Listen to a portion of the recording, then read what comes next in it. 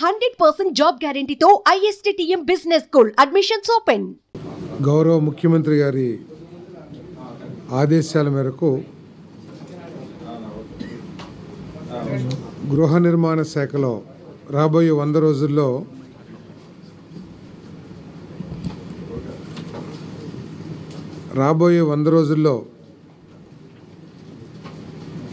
చేయవలసిన గృహ నిర్మాణ కార్యక్రమాల గురించి ఈరోజు డిపార్ట్మెంట్ యొక్క రివ్యూ జరిగింది.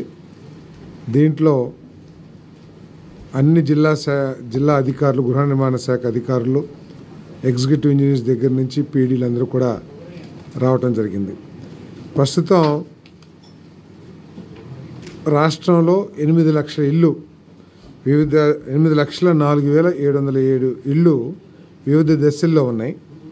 అదేవిధంగా 5,76,670 ఇళ్ళు ప్రారంభానికి నోచుకోకుండా ఉన్నాయి.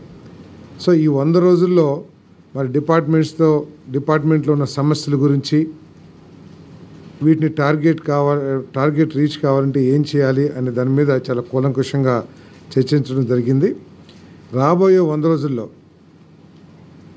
1,28,000 గృహాలని పూర్తి చేయాలని చెప్పేసి, ముఖ్యంగా రూఫ్ లెవెల్కి వచ్చిన ఇళ్ళన్నీ కూడా పూర్తి చేయాలని లక్ష్యాన్ని నిర్ణయించుకున్నామని చెప్పేసి మనం చేస్తా ఉన్నాను.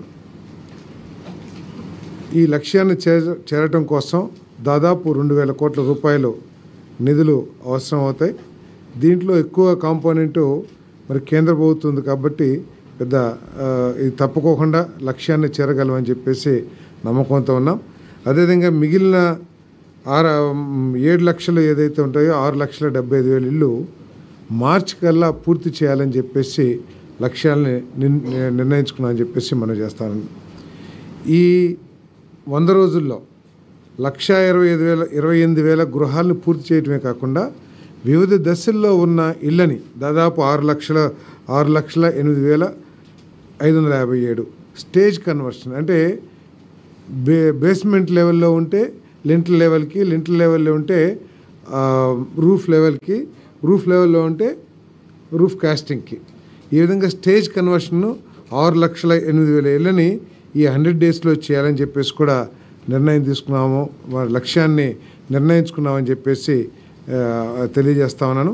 అదేవిధంగా ఆప్షన్ 3 కింద ఏదైతే ఇల్లు నిర్మాణం చేశారో కొన్ని సంస్థలు ఈ ఇళ్ళని లబ్ధిదారుల తరపున తీసుకున్నారు. చాలామంది ఏం చేశారంటే బేస్మెంట్ లెవెల్ వరకు, అంటే లాభదాయకంగా ఉన్న పోర్షన్ని పూర్తి చేసి ఫర్దర్గా కంటిన్యూ చేయకుండా కొంతమంది ఇబ్బంది పెడుతున్న పరిస్థితులు కూడా ఉన్నాయి.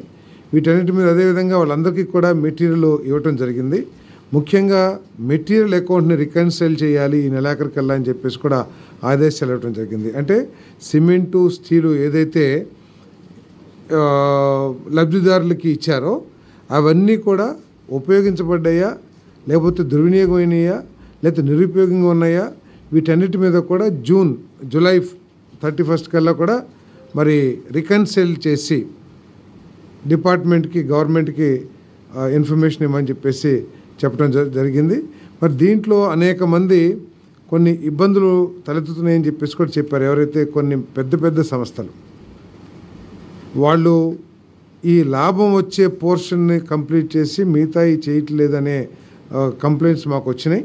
అదేవిధంగా మెటీరియల్ కూడా కొంత ఎక్కువ తీసుకున్నారని చెప్పేసి మా దృష్టికి వచ్చింది. అలిగేషన్స్ ఏంటొచ్చు, వీటన్నిటి మీద కూడా మరి ఎంక్వైరీ చేయమని చెప్పేసి కరెక్ట్ సమాచారాన్ని ఇవ్వమని చెప్పేసి కూడా ఆదేశాలు ఇవ్వడం జరిగింది. మరి ఈ ఆప్షన్ 3 మీద ముఖ్యమంత్రి గారి దృష్టికి తీసుకువెళ్ళి ఎవరెవరు చేస్తున్నారు, వాళ్ళ మీద ఉన్న ఎలిగేషన్స్ ఏంటి, ఇవన్నీ వాడి దృష్టికి తీసుకువెళ్ళి మరి ఆప్షన్ 3ని కంటిన్యూ చేయాలా, లేదా లబ్ధిదారులతోనే కట్టుకునే విధంగా చేయాలనేది నిర్ణయం తీసుకోబడుతుందని చెప్పేసి కూడా మనం చేస్తా ఉన్నాం. అదేవిధంగా లేఅవుట్లో ఈ బేస్మెంట్ కట్టిన తర్వాత ఫిల్లింగ్కి మట్టి దొరకట్లేదు, మట్టి కొద్దిగా ఇబ్బంది అవుతుందని చెప్పేసి కొంతమంది అధికారులు నా దృష్టికి మన సమావేశం దృష్టికి తీసుకొచ్చారు. సో ఒక ఆలోచన చేశాం, ఎక్కడెక్కడైతే థర్మల్ స్టేషన్స్ ఉంటాయో అక్కడల్లా ఆ ఫ్లై యాష్ని ఫిల్లింగ్ బేస్మెంట్ కట్టిన తర్వాత ఆ బేస్మెంట్ని పూడ్చడానికి ఉపయోగించవచ్చేమో పరిశీలించమని చెప్పేసి చెప్పాం.